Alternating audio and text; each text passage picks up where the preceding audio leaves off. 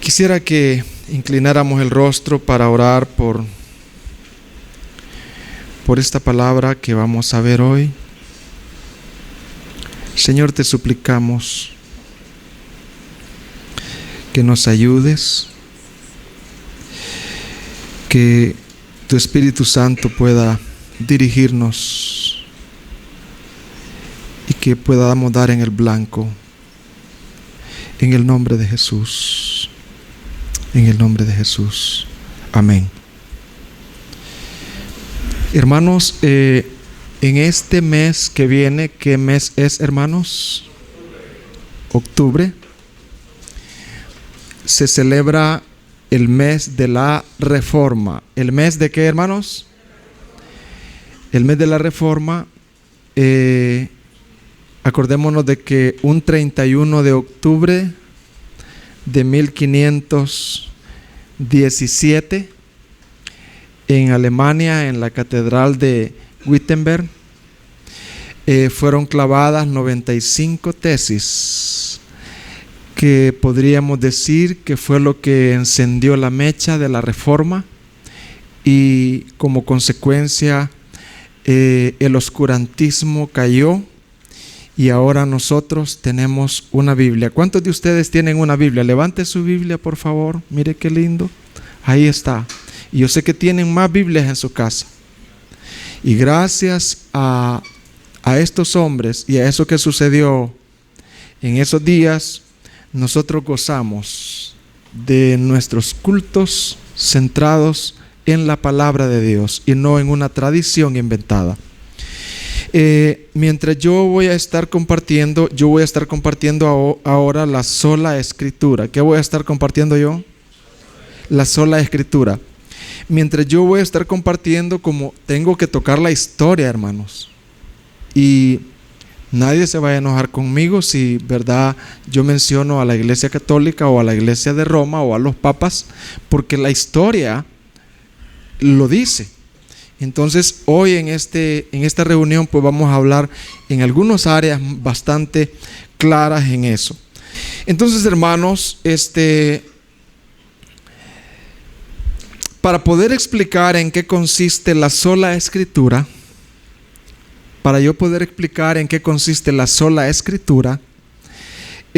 yo tengo que ver el contexto. ¿Qué tengo que ver, hermanos?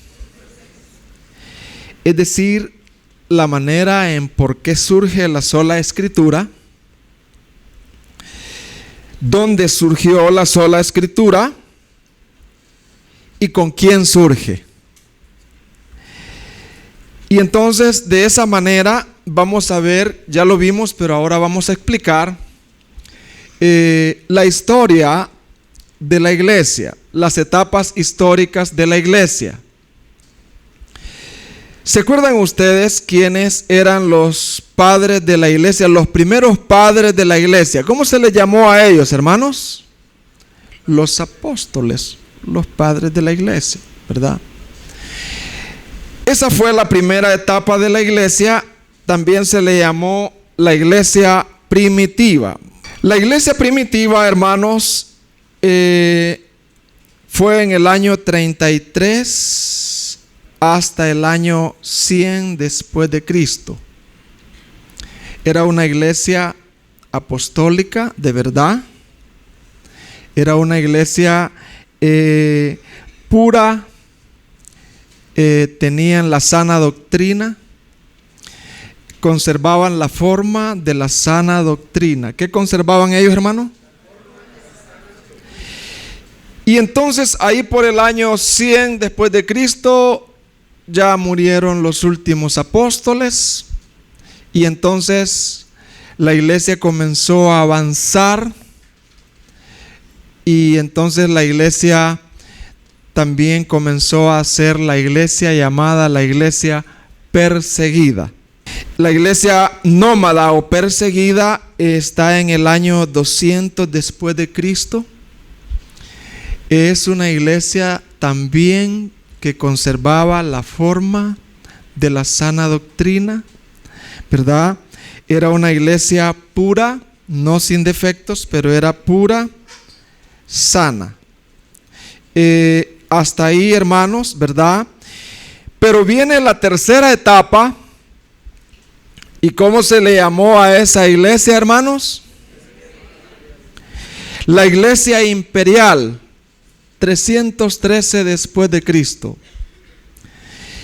La iglesia imperial salió de las catacumbas porque la iglesia vivía en cuevas. La iglesia se mantenía nómada de aquí para allá, de allá para acá. Entonces, en el año en el año 313, ahí por ahí, Constantino, un emperador, le dio todo el apoyo a la iglesia, ¿verdad? Y entonces la iglesia se unió con el Estado, el gran error, ¿verdad? La iglesia debe de estar separada del Estado. Y entonces la iglesia comienza a desformarse. ¿Qué le pasa a la iglesia, hermano? Comienza a desformarse, a perder la forma doctrinal, a perder la forma bíblica. Antes de la iglesia imperial no habían papas, cardenales, no existía celibato, no existía toda la jerarquía católica que ahora hay, ¿verdad? No existía nada de eso. Lo que existían eran obispos, pastores, diáconos, ¿verdad? Una iglesia sencilla, pero no estructurada bajo la mente humana. ¿Vamos entendiendo, hermanos? Y entonces la iglesia, al unirse al Estado, perdió la forma de doctrina bíblica y sana que tenía. Entró el paganismo a la iglesia, la adoración y la veneración de los santos. ¿Cómo fue que entró el paganismo? Como la iglesia las podía con el Estado, la iglesia estaba unida al Estado, tenía todo el apoyo económico del Estado. Entonces, el paganismo, los seguidores de Isis, los seguidores de Diana, los seguidores de toda la mitología griega, ¿verdad? De todos los dioses, los que estaban acostumbrados a adorar algo, a tener una imagen, entonces ellos se hicieron cristianos, pero no se hicieron cristianos. Ellos lo que querían era gozar del dinero, gozar de los puestos que había al hacerse cristiano. Entonces, la iglesia, para satisfacer a estas gentes que estaban acostumbradas a la idolatría, al paganismo, a adorar imágenes, a venerar santos, a venerar a Diana, a venerar a Isis y a todo eso, entonces transformó el cristianismo en un paganismo. Y en vez de adorar a Isis, en vez de adorar a Diana, entonces comenzaron a adorar a la Virgen María. ¿Me voy dando a entender, hermanos? Eso está en la historia y usted lo puede leer. En lugar de adorar a un dios, ¿verdad? Egipcio, a un dios griego, a todos los dioses que usted sabe que se estudian en los estudios, entonces adoraban al apóstol Pablo, ¿verdad? Veneraban a Pedro. Todo eso entró en la iglesia, el paganismo, la adoración de santos, etcétera, etcétera. La iglesia no basaba en la Biblia, sino que se basaba en dogmas y tradiciones humanas. Entró la corrupción total en el magisterio de la iglesia y surgió la venta también de los altos puestos, ¿verdad? De los arzobispados, surgió ahí. La iglesia, entonces, viene, ahí es donde queremos llegar, ¿verdad? La iglesia más o menos por 1200 años, más, estuvo en un oscurantismo, en un paganismo. Y aunque hubieron reformadores en ese tiempo como Wycliffe, Savonarola, Juan Hus y muchos más que fueron voces, pero la iglesia los cayó, ¿verdad? La iglesia los mató, la iglesia los quemó. Entonces, es ahí donde surge, ¿verdad?, Martín Lutero en el año de 1517 con las 95 tesis y en el año de 1521 en la Dieta de Worms. Entonces vamos a ver ahorita, hermanos, la Reforma Protestante. ¿Ustedes han oído de la Reforma Protestante, hermano? ¿Cuántos han oído? Levante la mano. Yo creo que todos, ¿verdad? La Reforma Protestante. Entonces vamos a explicar de una manera sencilla en qué consistía la Reforma Protestante. ¿En qué consiste la Reforma Protestante? La palabra reforma, ¿qué le viene a la mente? Algo que perdió la forma. ¿Qué significa reforma, hermanos?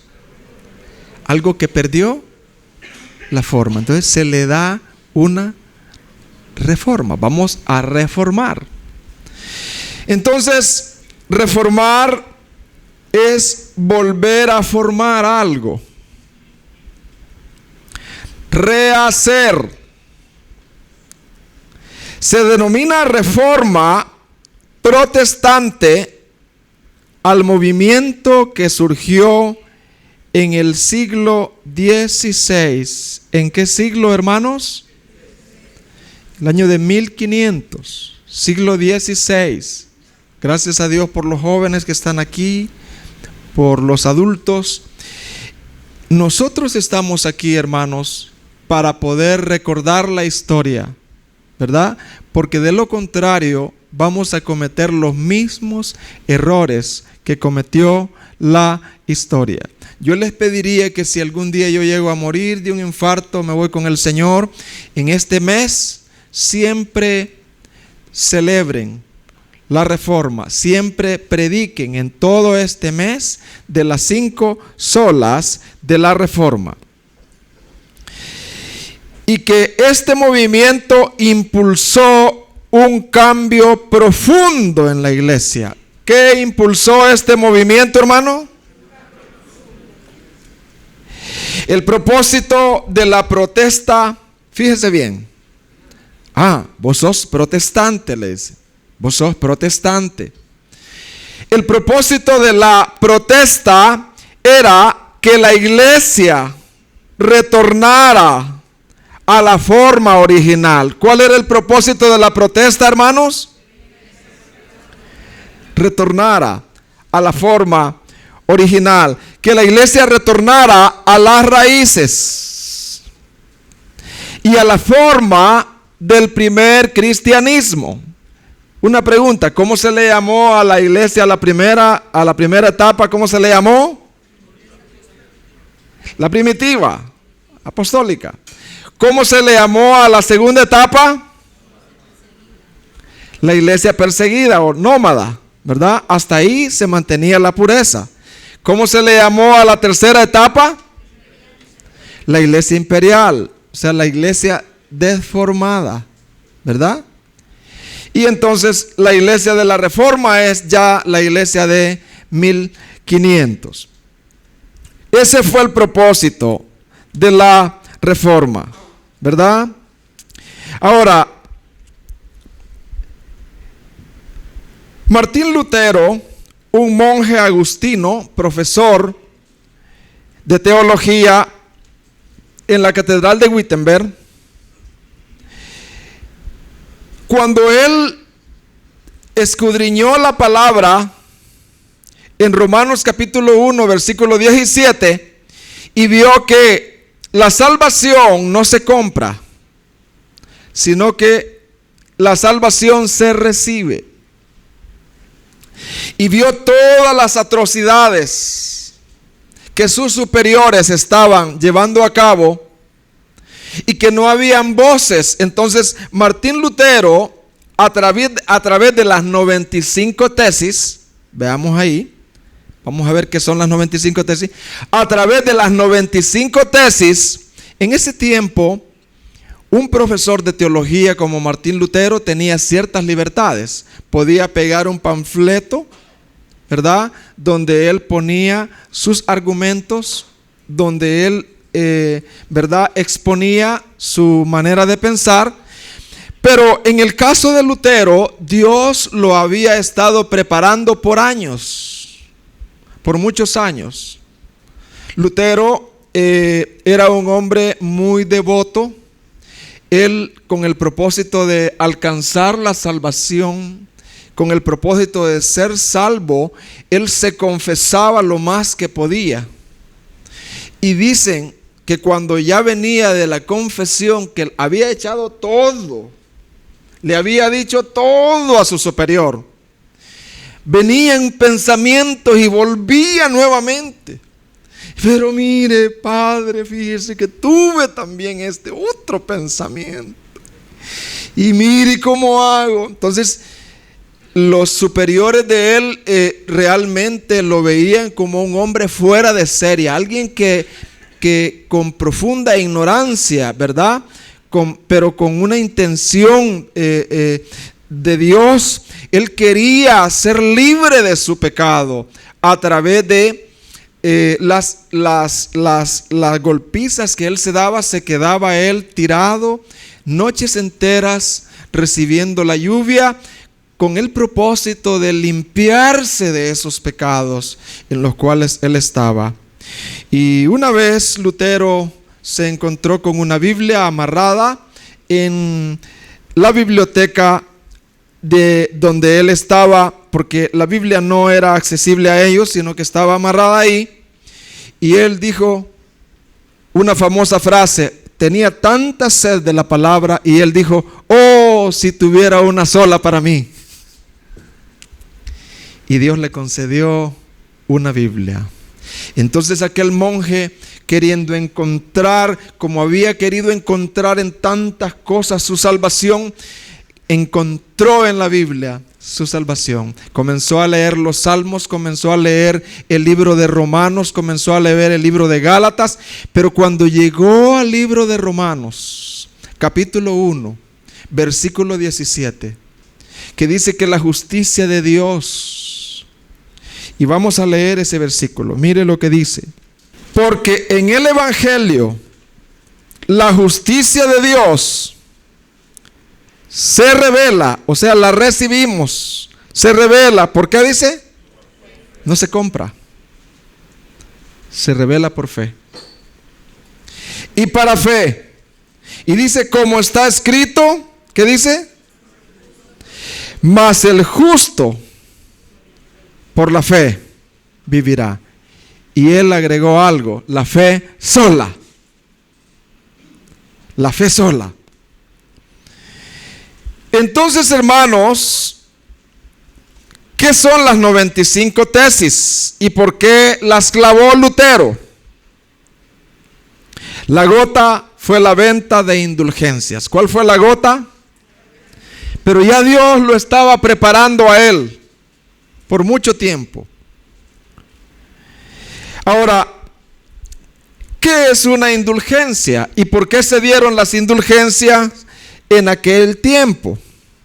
En el tiempo de Lutero había un papa, ¿verdad? Un papa que se llamaba el Papa León X. Este papa era muy dado al arte y económicamente estaba quebrado. No había dinero para construir una catedral que él quería construir, que era la Catedral de San Pedro en Roma.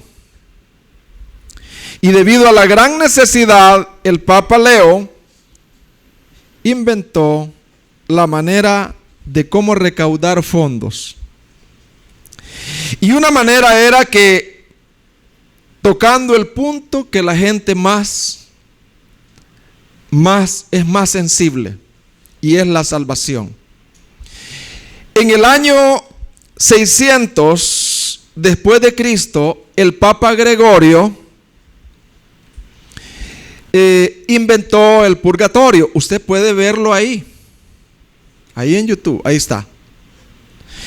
El Papa Gregorio inventó el purgatorio y decía, el purgatorio viene de la palabra purgar, limpiar, y decía la tradición, no está en la Biblia, que cuando Cristo perdona sus pecados, el sacrificio de Cristo no es suficiente.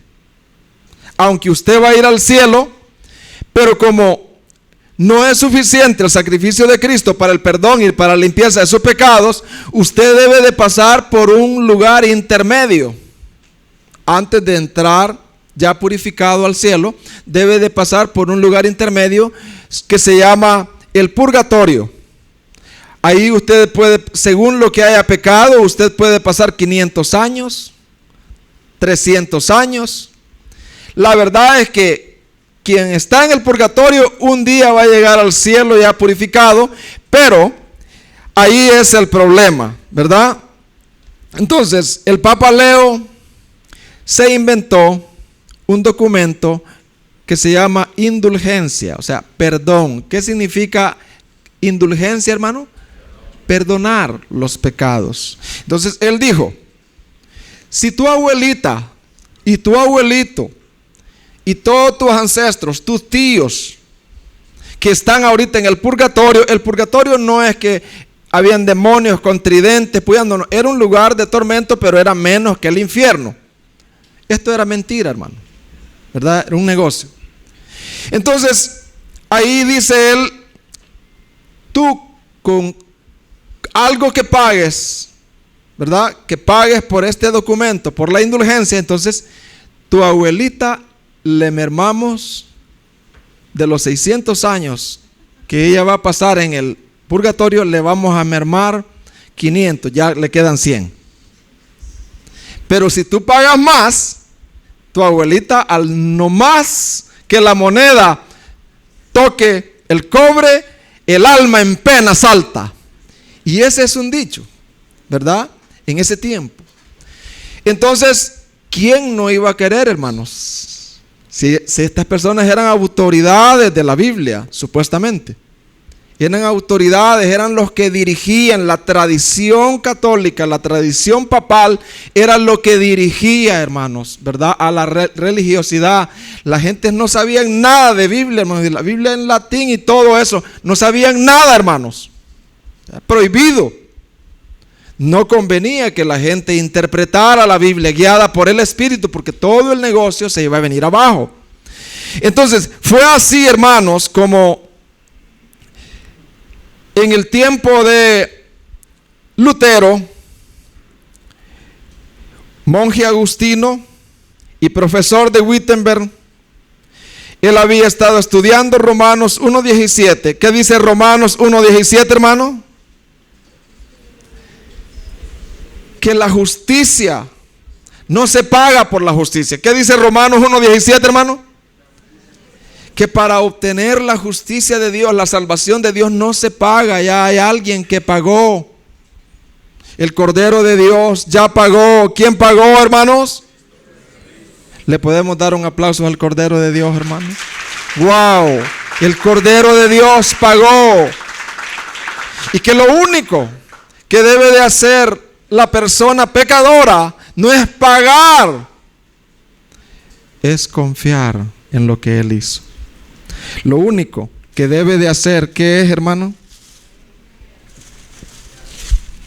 Perdón.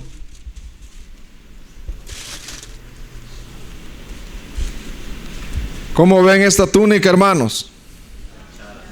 Pero tiene partes blancas. ¿Cómo ven esta túnica, hermanos? Pero tiene partes blancas. Y en el día del juicio, si pesan más las partes blancas, ¿no creen que me van a dejar entrar? No, porque en el día del juicio la túnica tiene que estar perfecta. ¿Cómo tiene que estar? La justicia tiene que ser perfecta. Y entonces, por eso es que, ¿cómo está la túnica, hermanos? Nítida. Esa es la túnica más blanquita de todo el universo. No. Esa está nítida.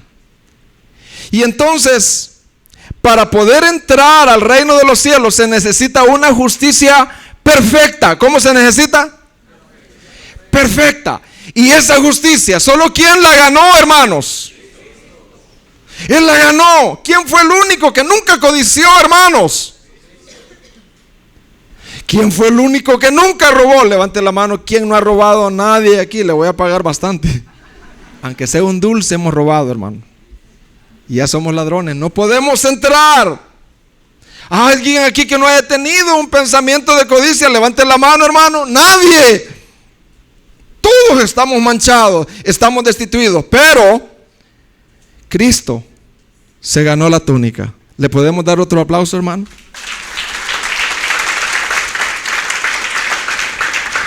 Y entonces, de esta manera, hermanos, Lutero se indignó. Dijo, no, ya no puedo más, no soporto más. Y clavó en la catedral de Wittenberg. Gracias a Dios por este hombre, hermano. Nosotros no lo adoramos ni lo veneramos, pero le damos gracias a Dios por ese hombre.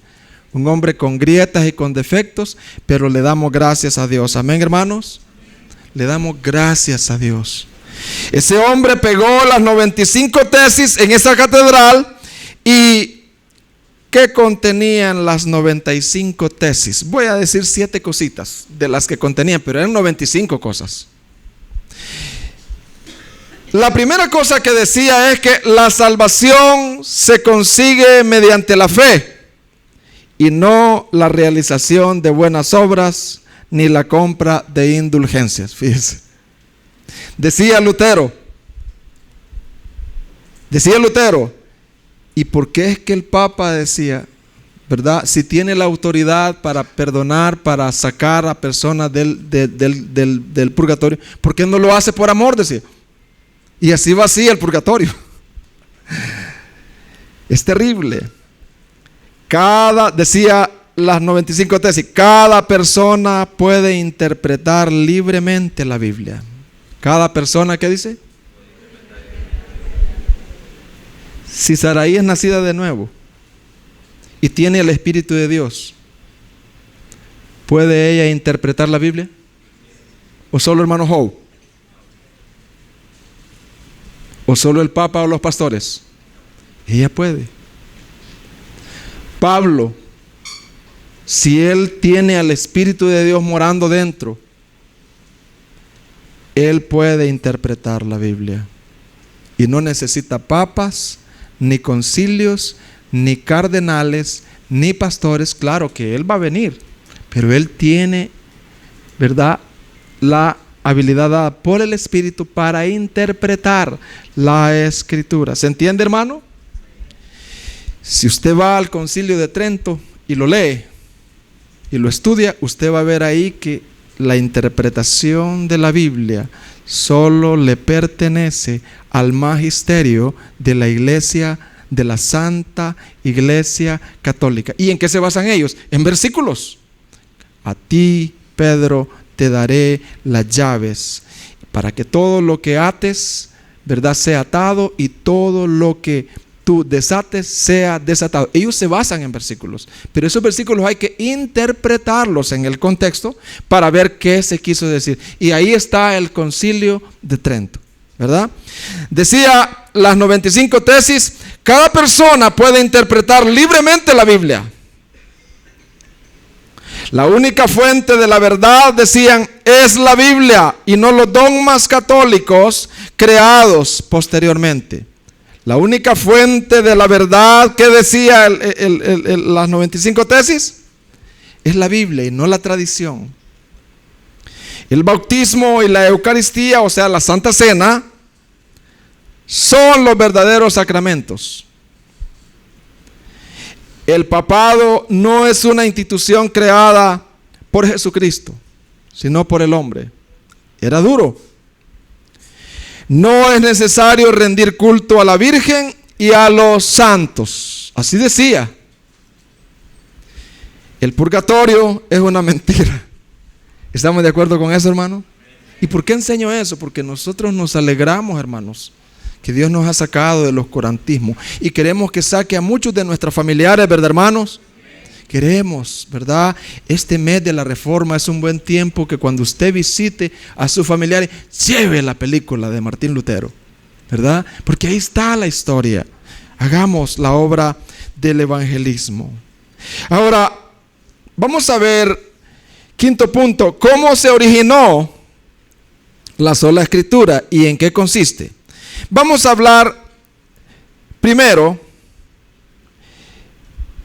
en el año 1517, Martín Lutero, ¿qué hizo, hermanos? Pegó o clavó las 95 tesis. Pero en el año de 1521, Lutero fue llamado, fue convocado a una ciudad que se llama Worms, que se le llama una reunión que se le llama la Dieta de Worms, donde iban a estar todos los poderosos, los más poderosos de la tierra en ese momento. Dios lo orquestó así. Todos los grandes, ahí iba a estar Fernando el católico, ahí iba a estar Isabel, ahí iba a estar mucha gente, ahí iba a estar Carlos V, ahí iban a estar muchos que iban a oír a Lutero. Y Dios preparó ese tiempo para que ahí la bomba no solo se encendiera, porque se encendió la mecha en el año de 1517, pero explotó la bomba en el año de 1521 en la Dieta de Worms, que es donde surge la sola escritura. ¿Me voy dando a entender, hermanos? Bueno, entonces, hermanos, ¿cómo se originó la sola escritura y en qué consiste? ¿Cuál fue su origen? Bueno, lo que dijo Martín Lutero en el 17 de abril de 1521 en la Dieta de Worms, en una asamblea imperial compuesta por las autoridades de los príncipes del Sacro Imperio Romano Germánico. Y esa es la partecita que yo quisiera que viéramos. Martín Lutero dijo: a menos que yo sea convencido por el testimonio de las Escrituras o por razones evidentes, me mantengo firme en las Escrituras por mí adoptadas. Ahí surge, cuando Lutero dijo: mi conciencia es cautiva, es prisionera de la palabra de Dios. ¿Qué dijo Lutero, hermano? Mi conciencia es prisionera, es cautiva de la palabra de Dios. Si alguien me convence por las Escrituras.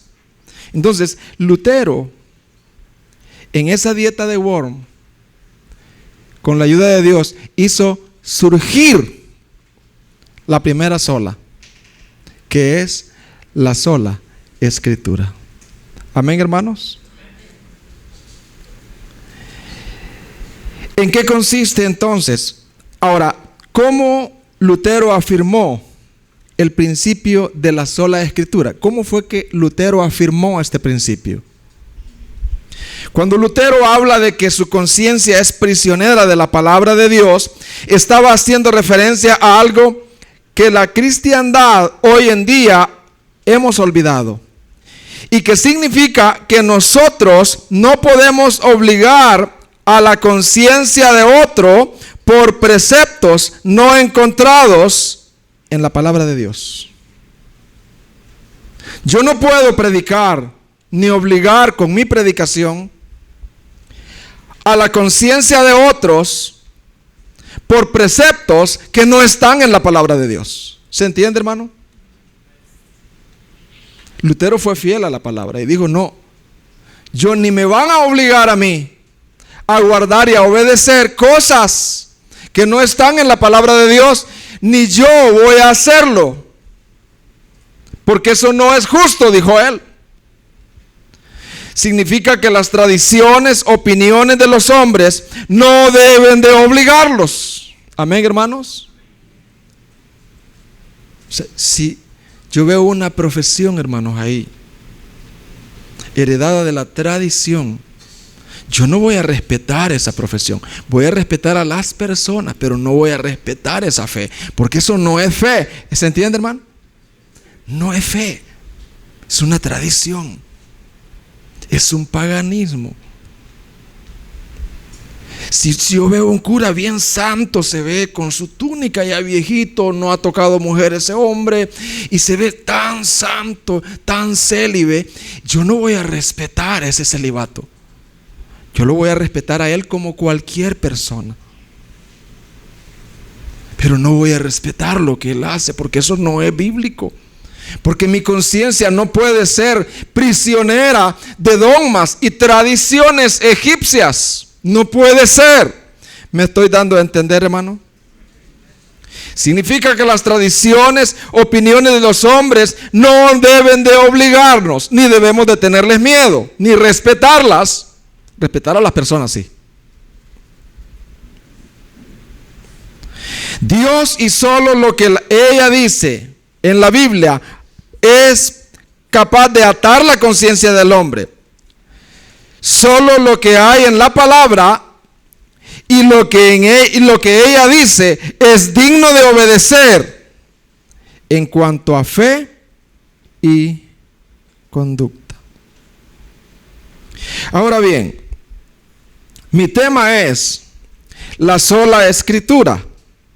Yo quiero definir un poco más qué es la sola escritura, porque surgió ahí, pero quiero desarrollarla un poco más. La misma palabra lo dice, solamente la escritura, nada más. El catolicismo dice, no, hay que agregarle la tradición y hay que agregarle, ¿verdad? Los concilios, los credos, hay que agregarle, ¿verdad? Lutero dijo, no, la sola escritura. Ahora, sola escritura significa que solamente la escritura, solamente ella tiene autoridad para la fe y la práctica del cristiano. La Biblia es completa y es suficiente. Repite conmigo, la Biblia es completa y es suficiente. La Biblia es autoritativa y verdadera. La palabra de Dios es la máxima autoridad, no una de las autoridades. Fíjese bien, porque el catolicismo dice que el magisterio de la iglesia, hay 3 autoridades, las 3 autoridades tienen igual autoridad, igualdad. Dice el magisterio, la tradición y la escritura. Y ambos, dice, cuando hablan son infalibles. Así dice el Concilio de Trento. Así dice. Entonces, pero la sola escritura dice, no, la palabra de Dios es la máxima autoridad. Y la palabra no puede ser juzgada. La palabra juzga al Papa, juzga al pastor, pero la palabra no puede ser juzgada por nadie. Es la máxima autoridad. Ella sí es su santidad. ¿Se entiende, hermano? Y nadie más. La palabra de Dios es la máxima autoridad en materia de fe práctica. Por tanto, nada que contradiga la revelación de Dios puede regular la vida del creyente. Sola escritura significa que la palabra de Dios es perfecta y suficiente y completa en sí misma. Dice el hermano Gruden, dice que la perfección de las escrituras significa que éstas contienen todas las palabras de Dios que Él quería que su pueblo tuviera en cada etapa de la historia de la redención, y que ahora contiene todo lo que necesitamos que Dios nos diga para la salvación, para confiar en Él y perfectamente, y para obedecerle. Ahora bien, ¿por qué es importante conocer y entender la sola escritura como iglesia? Y no solo conocerla nosotros, sino transmitirla. Ahorita mismo se está dando en la escuela dominical igual, para que los niños conozcan la historia. ¿Por qué es importante conocer y entender la sola escritura? Hermano, hubiera escogido otro tema. No, este tema es en octubre. Las iglesias cristianas somos tentados. ¿Somos qué, hermanos? Somos tentados a caer en las tradiciones no bíblicas, es decir, las tradiciones que contradicen la palabra de Dios. Es aquí donde se aplica la sola Escritura. Las tradiciones que no están basadas o están en desacuerdo con la palabra de Dios deben de ser rechazadas. ¿Deben de ser qué, hermanos? Ahora, hay tradiciones que no contradicen la palabra de Dios y son tradiciones. Por ejemplo, la manera de celebrar el matrimonio, ¿verdad? Difiere de una iglesia a otra, ¿verdad? Hay un anillo, ¿y a dónde dice eso del anillo? Hay, digamos, pasa al altar, todo vestido, y todo eso es una tradición, pero esa tradición no contradice la palabra de Dios. Por tanto, no debe de ser rechazada.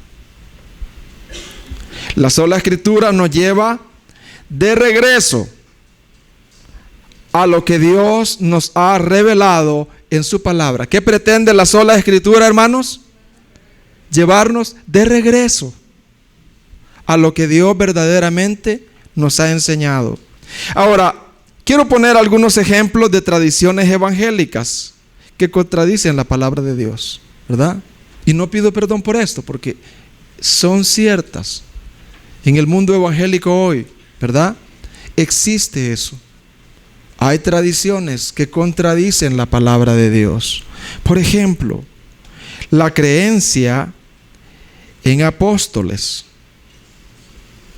El apóstol fulano de tal, no, es un falso apóstol. Usted no diga el apóstol, no, diga usted el Señor, diga usted, que es un falso apóstol.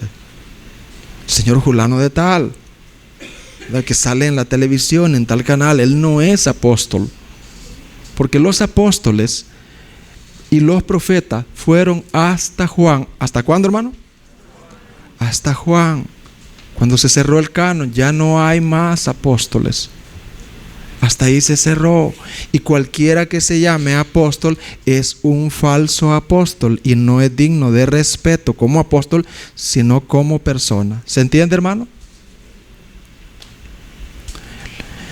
Las pastoras, con todo respeto, pero no existen pastoras.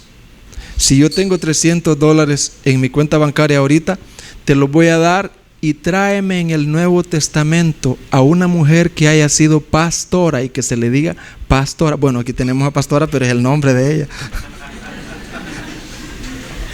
Pero no existen pastoras. ¿Se entendió, hermano?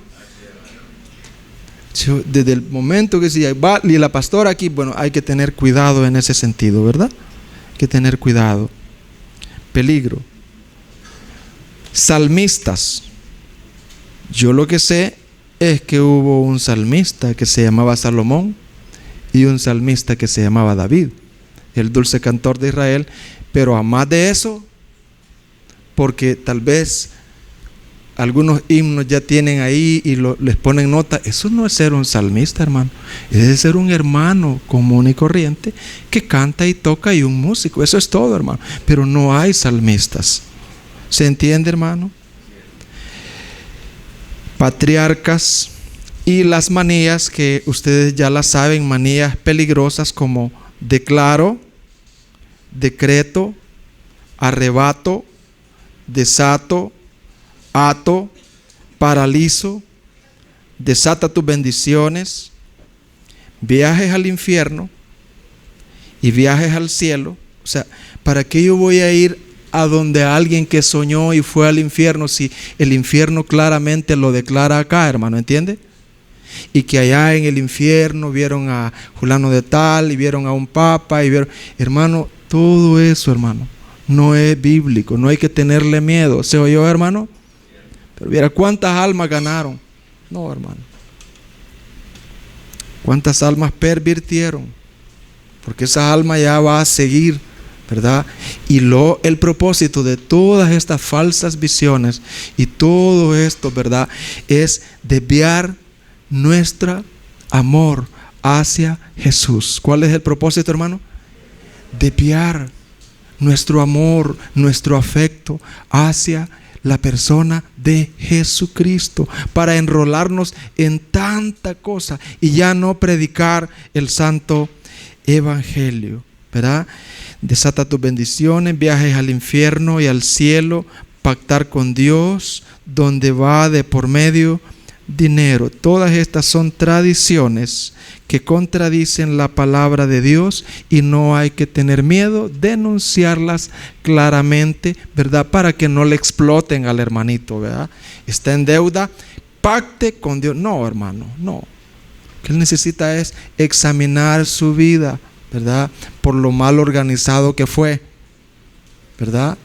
Está en apuros, está casi muriéndose de hambre. Él necesita examinar su vida por lo mal, la mala organización, la mala administración que hizo, ¿verdad? Y la mala decisión, la falta de dominio propio.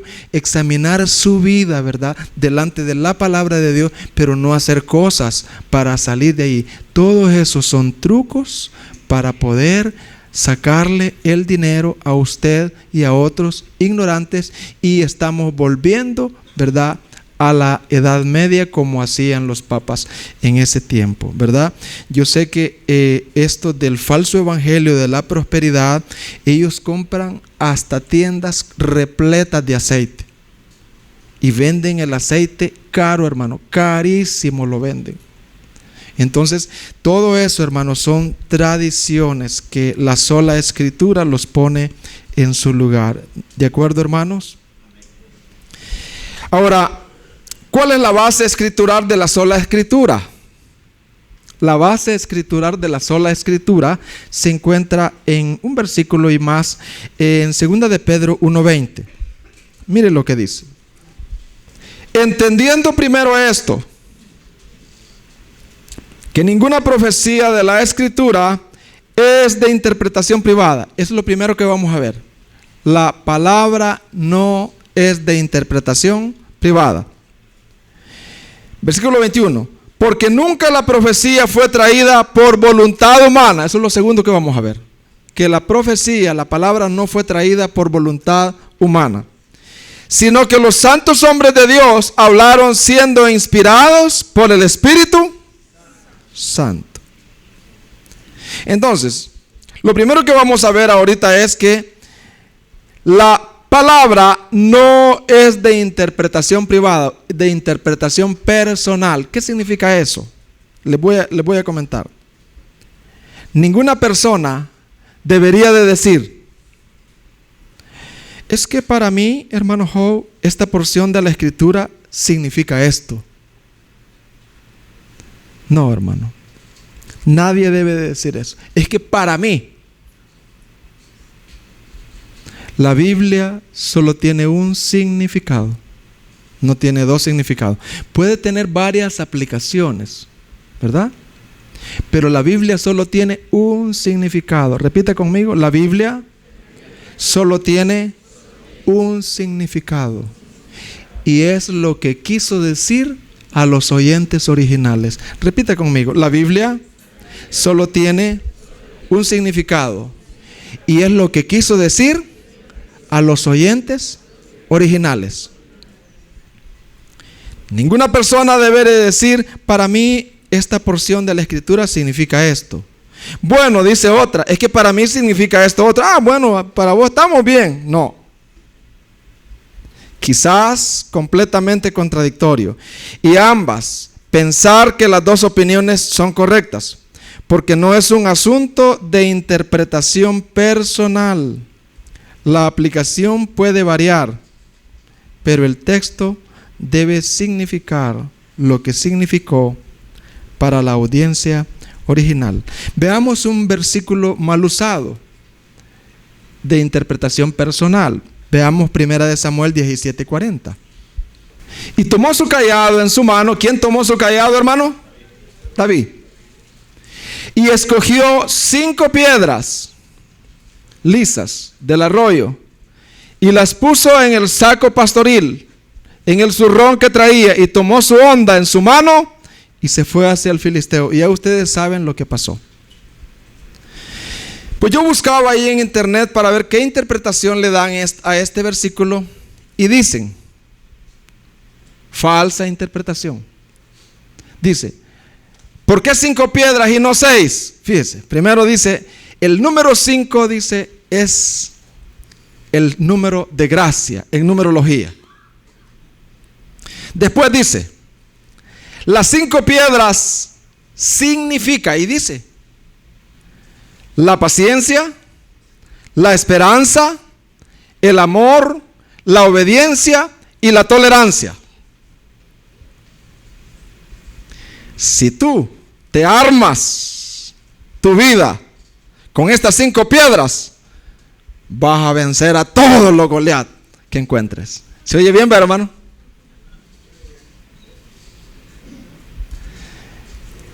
Pero el entendido en la sola escritura no dice amén. El entendido en la sola escritura dice, ninguna interpretación de la Biblia es de carácter privado. Nadie puede decir, sino que la escritura significa lo que quiso significar para los oyentes. ¿Y qué es lo que significa ese pasaje? Que eran 5 piedras, hermano. No le busques 5 patas al gato. ¿Entiende? Y que era un gigante, exacto, hermano, un gigante. Es que Goliat significa, no. Hermanos, puede aplicar. Así como Goliat fue una amenaza y Dios, ¿verdad?, surgió de la nada en una circunstancia difícil de Israel, de pecado, de incredulidad. Así hoy Dios también se mueve, ¿verdad?, dando la victoria a su pueblo. Pero no diga, esto significa esto. Una aplicación es distinta a algo que significa. ¿Qué significan esas 5 piedras? Eran 5 piedras lisas, así como esas que hay ahí. No espiritualicemos aquello que es literal. Amén, hermanos. Lo diga con quien lo diga. Y la sola escritura habla de eso. ¿Entiende? Otro puede decir, no, es que para mí las 5 piedras son las 5 profecías auténticas que hay. ¿Verdad? Es que para mí los 4 ríos que emanan de el Edén son los 4 evangelios. Pues para mí no, son los 4 fantásticos. Mire, le pueden dar interpretaciones locas, hermano. Entonces la Biblia es mangoneada, como es manipulada, ¿verdad? La Biblia, hermano, tiene, por eso hay que estudiar, hermano, ¿verdad? Hay que estudiar, hay que estudiar. Nunca la profecía fue traída por voluntad humana. ¿Qué significa eso? Que ninguna enseñanza de la palabra llegaron a nosotros como consecuencia de una intención humana. ¿Quién fue la voluntad de Dios? ¿Quién organizó para que viniera esto, hermano? La voluntad de Dios. Por eso la Biblia pesa, hermanos. Y cada vez que nos sintamos aburridos hacia ella, pidámosle a Dios hallar gozo, hallar delicia en su palabra, hermanos, más que en otras cosas, hermano, porque eso es idolatría. También dice que la Biblia, siendo inspirada por el Espíritu Santo, a diferencia de la Biblia, mis mensajes, el mensaje que yo estoy compartiendo no es inspirado. ¿Se entendió eso, hermano? Pero la Biblia sí es inspirada. Es que el mensaje que el hermano Job todito fue inspirado. No, hermano, yo fallo acá en mi mensaje. Pero la Biblia fue exhalada por Dios, inspirada por Dios. La Biblia, hermanos, es infalible. ¿Cómo es la Biblia, hermano? Dice, cuando estos hombres hablaron siendo inspirados por Dios, hablaron siendo inspirados por el Espíritu Santo. Esa inspiración hace posible la declaración del Salmo 119, 160. Mire lo que dice el Salmo 119, 160.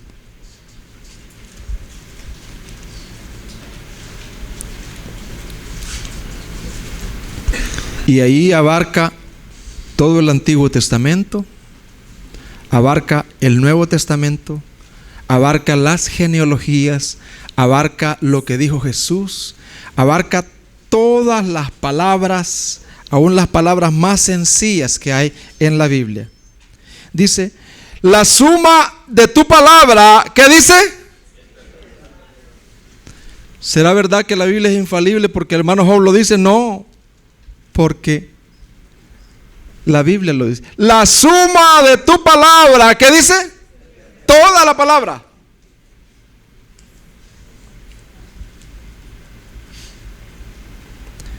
Y eterno es todo juicio de tu justicia. La suma de tu palabra, no una parte, no una porción, no solo el Nuevo Testamento, sino toda la Biblia, de tapa a tapa, es verdad. Hay un principio que se llama tota escritura. ¿Cómo se llama el principio? No es toda, tota escritura.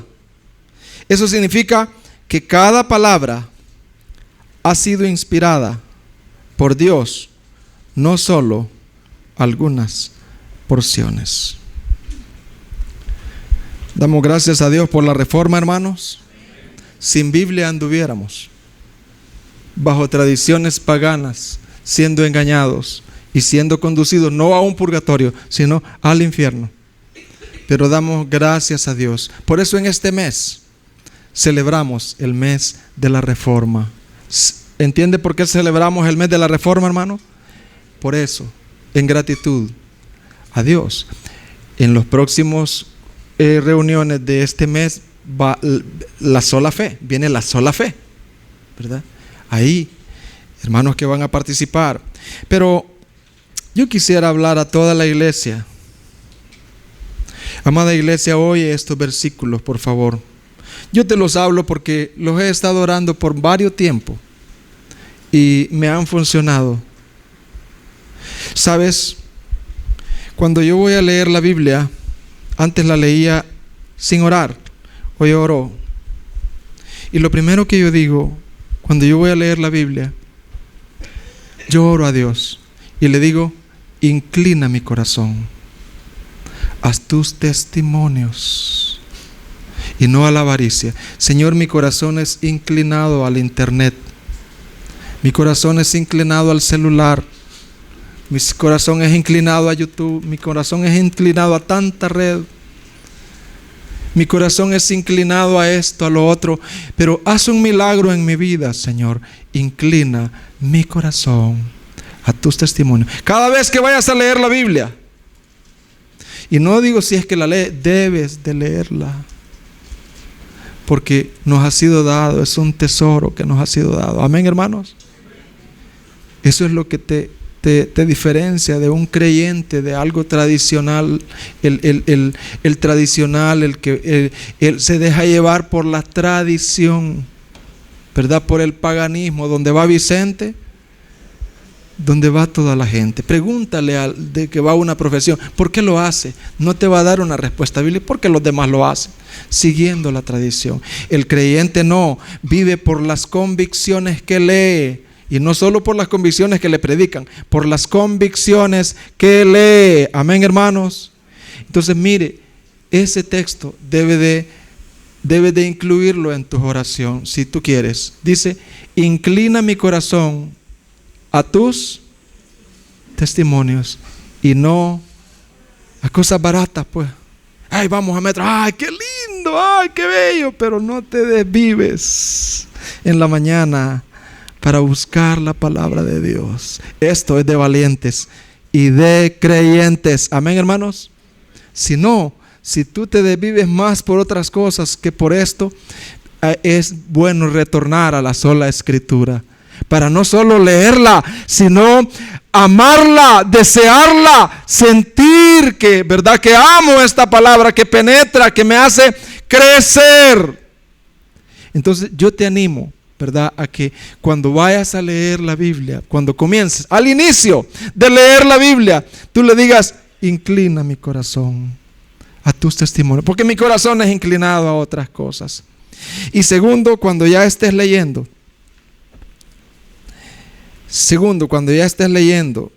dile, ahora que ya inclinaste y hiciste el milagro, Abre mis ojos y miraré las maravillas de tu ley. Salmo 119, 18. Abre mis ojos. ¿Y qué dice? Y miraré las maravillas de tu ley. ¿Te gustaría orar conmigo?